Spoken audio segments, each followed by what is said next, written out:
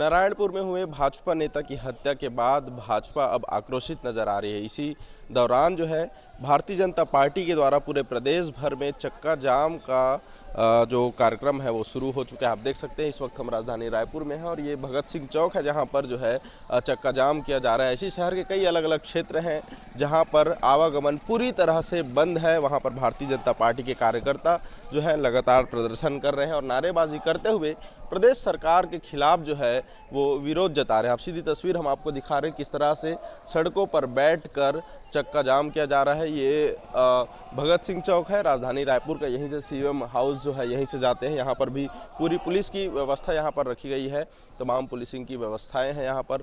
और एक बड़ा प्रदर्शन जो है, विरोध प्रदर्शन जो है भाजपा नेताओं की हो रही हत्याओं पर, छत्तीसगढ़ में सरकार के जो अपराध जो हो रहे हैं सरकार में, उनको देखते हुए जो है भारतीय जनता पार्टी का एक बड़ा विरोध प्रदर्शन जो है चक्का जाम करके किया जा रहा है। आइए हम जानते हैं कुछ खास लोगों से भारतीय जनता पार्टी के, जो बताएंगे कि चक्का जाम जो है किस तरह से इसका योजना होगा, किस तरह से विरोध प्रदर्शन होगा, क्या क्या आगे तैयारियां रहेंगी। और 78 विधानसभाओं में बड़ा प्रदर्शन हो रहा है, चक्का जाम किया जा रहा है भारतीय जनता पार्टी के द्वारा। और ये इस वक्त हम राजधानी रायपुर के फाफाडी चौक पर मौजूद हैं जहाँ पर देख सकते हैं कि सैकड़ों गाड़ियाँ पीछे खड़ी हुई हैं और बड़ा चक्का जाम जो है यहाँ पर प्रदेश सरकार के खिलाफ हो रहा है। भारतीय जनता पार्टी के नेताओं की हत्या के बाद जो है, नक्सली हत्या के बाद जो है इसे टारगेट किलिंग कहा जा रहा है और एक बड़ा प्रदर्शन हो रहा है। देख सकते हैं किस तरह से जाम लगा हुआ है।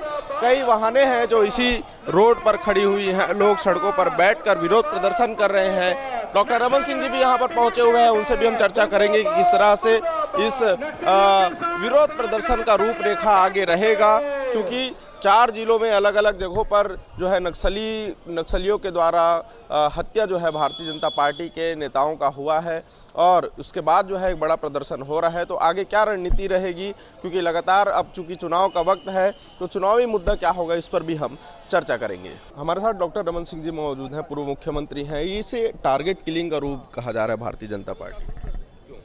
टारगेट किलिंग इसलिए कहा जा रहा है कि 1 महीने के अंदर 4 हत्याएं हो गई और जानबूझकर अलग अलग 4 जिलों में 4 हत्याएं हुई और सारे हमारे वरिष्ठ कार्यकर्ताओं की हत्या हुई। एक प्रकार से उनको धमकी पहले दिया गया और धमकी के बाद भी सरकार ने सुरक्षा नहीं बढ़ाया, इसकी वजह से हत्या उनकी हो गई। मुझे लगता है कि ये सांठगांठ नक्सलियों के साथ पुलिस की और नक्सलियों के साथ सरकार की सांठगांठ है। एक प्रकार भय और डर का वातावरण बनाना चाहते हैं पूरे छत्तीसगढ़ में और ये बताना चाहते हैं कि बीजेपी के कार्यकर्ताओं को, भारतीय जनता पार्टी के कार्यकर्ताओं को इसी प्रकार पुलिस के नक्सल के माध्यम से हत्या कराई जाएगी। मुझे लगता है कि भारतीय जनता पार्टी के कार्यकर्ताओं के लगातार चल रहे आंदोलन से घबराहट सरकार के अंदर है और उस घबराहट को बचाने के लिए इन लोगों ने इस प्रकार की हत्याएं की हैं। मगर भारतीय जनता पार्टी कार्यकर्ता इस प्रकार की घटनाओं से डरने वाला नहीं है और ये जो दिख रहा है ये भय और डर नहीं है, ये आक्रोश है भारतीय जनता पार्टी कार्यकर्ता का। पूरे प्रदेश में आक्रोशित होकर आज व्यापक चक्का जाम कर रहे हैं। तो मुझे लगता है सरकार को चेतावनी है कि भारतीय जनता पार्टी कार्यकर्ताओं के एक एक बूंद का हिसाब लिया जाएगा, खून के एक एक बूंद का हिसाब लिया जाएगा और भारतीय जनता पार्टी इन सारी मामलों को समय रहते जाँच भी कराएगी। एनआईए की जांच पर सवाल उठ रहे हैं, एक ट्वीट हो रहा है, क्या कहेंगे इसको लेकर? एनआईए की जांच पर भरोसा नहीं होने की बात जो है, एनआईए पे भूपेश बघेल को कितना भरोसा है? एनआईए की जांच, जब जेरम घाटी की घटना हुई तो एनआईए की जांच जब कराया गया उस समय भूपेश ने इसका विरोध किया था और एसआईटी का गठन किया था। एक तरफ तो आप एसआईटी का गठन करते हो, एनआईए को रिजेक्ट करते हो, दूसरी तरफ 4 जब हत्याएँ हो जाती हैं तो फिर आप बात को डाइवर्ट करने के लिए, पूरी तरीके से मामले को बदलने के लिए आप उसमें एनआईए की जांच की बात करते हैं, ये गलत है। भारतीय जनता पार्टी के जब इसे टारगेट किलिंग कह रही है तो झीरम घाटी में भी बड़ी घटना हुई थी, इसे भी क्या टारगेट किलिंग कहा जाना चाहिए? झीरम घाटी की घटनाएं जिस प्रकार घटित हुई थी और जिस प्रकार की परिस्थितियां वहाँ पे निर्मित हुई थी, ये एक प्रकार से ऐसी घटना है जो मुझे लगता है कि नक्सलियों के बड़े समूह के द्वारा किया गया है। यानी इसमें तो मंत्री स्वयं, जो आज मंत्री हैं मंत्रिमंडल के साथी, वो स्वयं उसके चश्मदीद गवाह हैं। और इसके आज तक ये भूपेश सरकार के 4.5 साल सत्ता में आने के बाद भी वो तथ्यों को सामने नहीं ला सकी जिस तथ्य के बारे में भूपेश बघेल बोला करते थे। तो इस प्रकार से प्रदर्शन हो रहे हैं और ये जो नक्सली हमले जो हुए हैं उसको लेकर उसे प्रत्यक्षदर्शी बता रहे हैं कि उस समय खुद कांग्रेस की जो नेता है, जो मंत्री हैं आज, वो प्रत्यक्षदर्शी हैं। लेकिन टारगेट किलिंग का जो आरोप है जो लगाया जा रहा है, एक ही महीने में 4 अलग अलग नेताओं की जो हत्या हुई है अलग अलग जिलों में, तो उसको लेकर जो है भारतीय जनता पार्टी अब सक्रिय होती नजर आ रही है। उनमें आक्रोश दिख रहा है और पूरे प्रदेश भर में जो है हर जगह पर चक्का जाम किया जा रहा है ताकि, और इस प्रकार से चक्का जाम करके विरोध प्रदर्शन जो है किया जा रहा है। हमारे साथ प्रदेश अध्यक्ष अरुण साव मौजूद है। लगातार ये 4 जिलों पर भारतीय जनता पार्टी के नेताओं की हत्या हुई है, टारगेट किलिंग कहा जा रहा है। निश्चित रूप से ये टारगेट किलिंग है। जिस प्रकार से आज छत्तीसगढ़ में भारतीय जनता पार्टी सक्रियता से काम करने की शुरुआत की है, और कांग्रेस का तो इतिहास रहा है। 2003 से पहले भी जब राज्य में कांग्रेस की सरकार थी तो राजनीतिक हत्या करने का कलंक कांग्रेस की सरकार पर लगा था। और आज भी जब विपक्ष को दबाने के लिए इस प्रकार से 4 हमारे प्रमुख पदाधिकारियों को, अलग अलग जिले के 4 पदाधिकारियों को चिन्हित कर निर्ममता से मारा गया है, और आज राज्य में कानून व्यवस्था की स्थिति पूरी तरह से चौपट हो गई है। न न्यायधानी सुरक्षित है, न राजधानी सुरक्षित है। दिन दहाड़े गोलीबारी हो रही है, हत्या हो रहा है, बलात्कार अपहरण के केसेस हो रहे हैं। ऐसे में राज्य सरकार कानून व्यवस्था की स्थिति में नियंत्रण करने में, लोगों की जान की रक्षा करने में फेल हुई है। उसी के खिलाफ ये हम अपनी आवाज़ बुलंद कर रहे हैं। कांग्रेस सरकार कह रही है कि भारतीय जनता पार्टी के शासनकाल के समय सबसे ज़्यादा नक्सली हमले हुए हैं छत्तीसगढ़ में, आज 4 सालों में वो कम हो गए। अभी 1 महीने में 4 हत्याएं, ये बताता है कि किस प्रकार से नक्सलियों पर राज्य की कांग्रेस सरकार कंट्रोल कर पाई है। ये तो षड्यंत्र कर रही है राज्य की कांग्रेस सरकार। ये एनआईए पर सवाल उठ रहा है, उसकी जांच पर क्या संदेह है, ऐसा भूपेश बघेल ने ट्वीट भी किया है। सबसे पहले तो भूपेश बघेल जी को ही स्पष्ट करना चाहिए, कल तक आप जिस एनआईए के जांच पर आप प्रश्न उठाते थे, उंगली दिखाते थे, आज उसी एनआईए को पत्र लिखकर आप जांच के लिए कह रहे हैं। तो पहले तो आप स्पष्ट करें कि क्या एनआईए पर आपको भरोसा है। दूसरा ये कि सुरक्षा जैसे गंभीर विषय के पत्र को सार्वजनिक करके आपने अपनी नीयत भी बता दी है कि आपकी नीयत जांच की नहीं है बल्कि राजनीति करने की है। सुरक्षा जैसे गंभीर मामले पर आपकी ये सोच ये बताता है कि आप अपराध पर नियंत्रण नहीं करना चाहते हैं, आप तो अपराधियों के साथ खड़े हैं।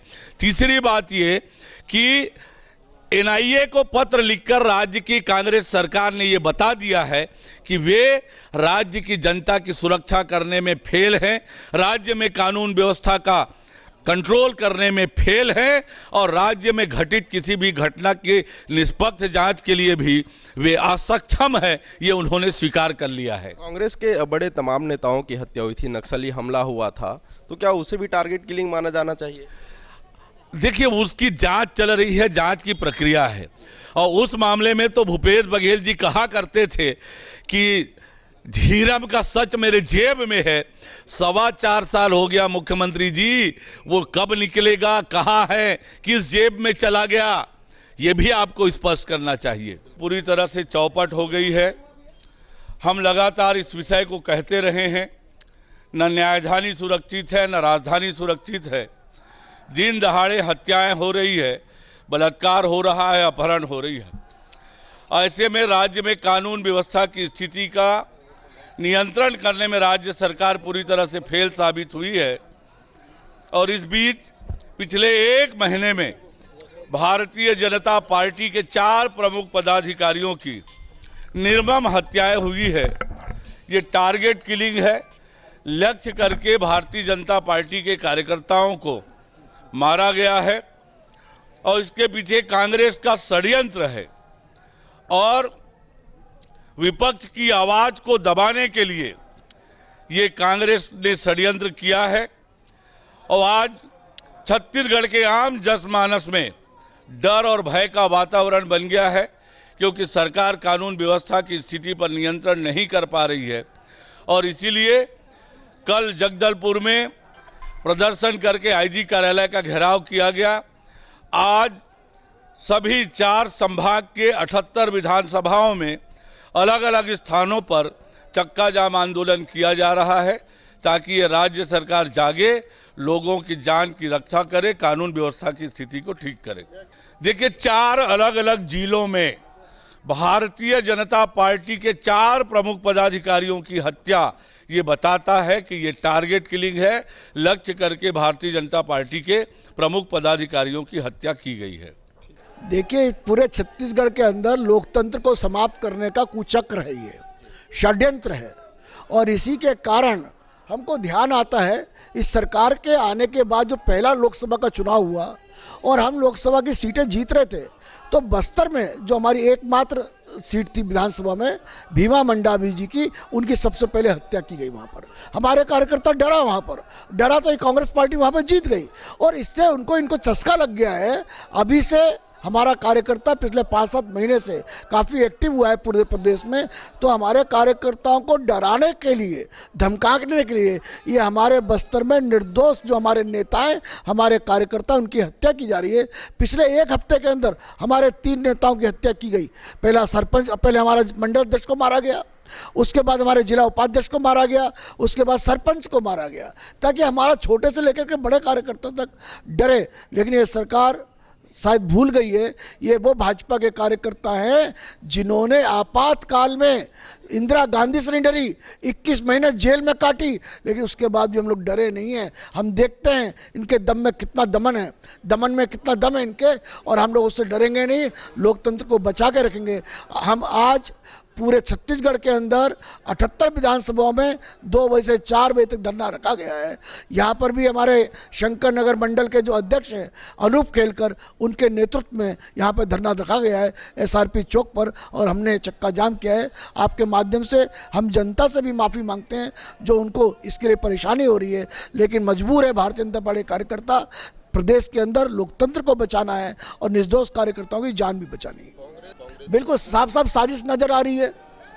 साफ, अगर एक के बाद एक हत्याएं हो रही है और निर्दोष नेताओं की हत्या हो रही है, केवल भारतीय जनता पार्टी के कार्यकर्ताओं की हत्या हो रही है, तो षड्यंत्र नजर आता है। जिंदाबाद जिंदाबाद जिंदाबाद, अरुण साहू जी जिंदाबाद जिंदाबाद। तो इस प्रकार से 78 विधानसभाओं में प्रदर्शन हो रहा है और चक्का जाम करके जो भारतीय जनता पार्टी जो है अपने शहीदों को, अपने पार्टी के जो लोगों को जिनकी हत्या हुई है, उनके न्याय के लिए और भारतीय कांग्रेस सरकार पर सवाल उठाते हुए, टारगेट किलिंग का सवाल उठाते हुए चक्का जाम का जो है आह्वान किया है। और अभी हम राजधानी रायपुर में हैं और अलग अलग जगह पर राजधानी रायपुर के सभी एंट्री पॉइंट्स पर जो है जो प्रदर्शन जो है किया जा रहा है, वहाँ पर बैरिकेड्स लगाकर चक्का जाम किया जा रहा है। कैमरा मैन नवेश के साथ अविनाश चंद्रवंशी, न्यूज़ प्लस 21, आपके हक की बात।